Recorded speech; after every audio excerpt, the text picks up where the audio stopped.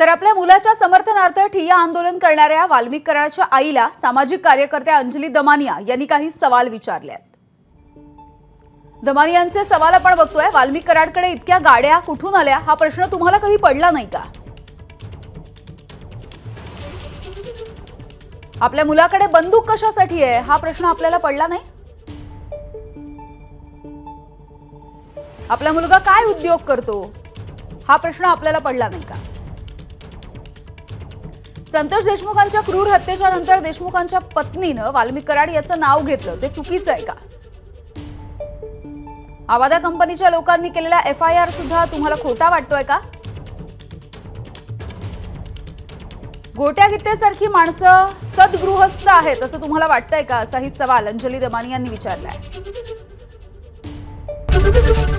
ABP माझा, उघडा डोळे बघा नीट।